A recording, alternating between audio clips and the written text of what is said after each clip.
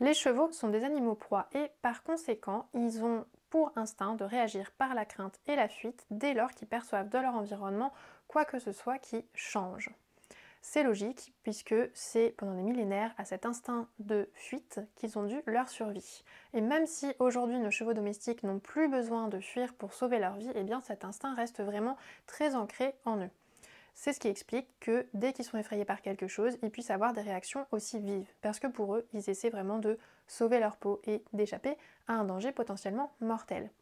Le problème, c'est que dans notre monde d'humains dans lequel ils évoluent aujourd'hui, eh bien, ça leur apporte plus de risques que de solutions, parce que souvent, ils vont se mettre plus en danger en essayant de fuir qu'ils ne le feraient en restant se confronter à un danger qui finalement n'est pas si dangereux que ça, puisque nous sommes là pour veiller à leur sécurité. Et en plus, cet instinct peut aussi nous mettre, nous, en danger, puisque dans leur fuite, eh bien, ils peuvent nous entraîner avec eux, que l'on soit au bout de la longe ou bien que l'on soit sur leur dos, et ils peuvent nous entraîner aussi, du coup, éventuellement dans des accidents. Du coup, pour moi, il est vraiment important d'apprendre aux chevaux comment remplacer cet instinct de crainte et de fuite par une réaction qui va être plus constructive dans le monde dans lequel ils évoluent.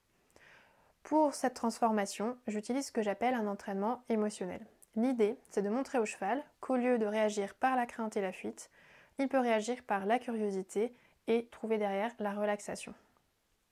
Pour cela, je vais simplement confronter le cheval à quelque chose qui va créer chez lui une forme de crainte. Donc de façon artificielle, je vais créer cet environnement dans un endroit où on est safe, où tout va bien, où il peut, si besoin, normalement il n'en a pas besoin, mais s'il a besoin de fuir, il n'y aura aucun danger autour, etc. Et donc à un moment aussi où il est disponible sur le plan psycho-émotionnel. L'idée est très simple, je vais lui proposer d'approcher cet objet, je vais approcher légèrement cet objet de lui. Et en fait, à chaque fois qu'il va avoir une réaction de curiosité dans un premier temps, je vais éloigner l'objet pour lui montrer que la réponse sera la curiosité. Chaque fois qu'il a de la curiosité envers cet objet disparaît ou s'éloigne et il a un moment de pause, on respire ensemble et tout va bien. Et puis petit à petit, je vais lui demander, en plus de la curiosité, la décontraction. Et donc, chaque fois qu'il va avoir un signe de décontraction, eh bien, je vais éloigner cet objet, je vais baisser la pression qu'il ressent en fait à cette approche, ou bien au bruit que je fais avec, ou au geste, etc.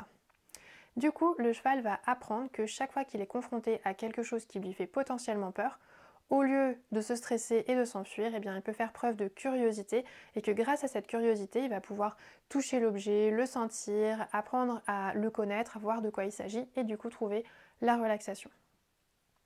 L'avantage, c'est que par la suite, peu importe l'objet que je vais lui présenter, eh bien, il aura cette réaction de curiosité et il trouvera par lui-même sa relaxation derrière. Vous pouvez découvrir le résultat de ce travail sur les images qui vont suivre. Vous pouvez voir que sur les premières images, Gwen a une réaction très très vive quand j'approche cet objet d'elle. En fait, tout simplement parce que pendant cette vidéo, j'ai eu un geste maladroit avec cet objet et du coup, ça s'est approché un petit peu près d'elle, plus près que ce que j'aurais voulu. Et du coup, elle a littéralement explosé, ce qui vous montre à quel point elle avait vraiment peur. Et malgré tout, à la fin de notre séance, parce que j'ai réussi à lui montrer que la curiosité pouvait l'amener à la relaxation, eh bien elle a réussi à découvrir cet objet et elle finit en étant complètement détendue. Je peux la toucher partout avec cet objet, je peux l'agiter autour d'elle sans qu'elle réagisse.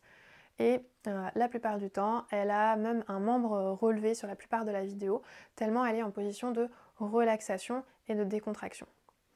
Et par la suite, eh bien, tous les objets que j'ai pu lui apporter, en fait, lui approcher, ont été abordés par elle avec cette même relaxation. Donc elle a commencé par être curieuse envers l'objet et ensuite elle s'est relâchée. C'est donc un travail qui va durer dans le temps, au contraire de ce que l'on va faire de façon classique en désensibilisation, où on va désensibiliser l'animal à un objet.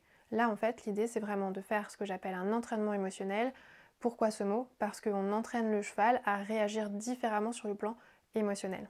Et vous verrez que si vous prenez le temps de mettre ça en place chez votre cheval, ça changera considérablement son rapport à tout ce qui peut lui faire peur et du coup, votre vie quotidienne avec lui sera beaucoup plus sereine. Si vous souhaitez en savoir plus sur cet exercice et découvrir un petit peu plus les tenants et les aboutissants, je vous invite à aller faire un tour sur les journaux équestres. Vous verrez que je le pratique avec la plupart des chevaux qui viennent au travail à la maison et donc vous aurez accès à plusieurs exemples.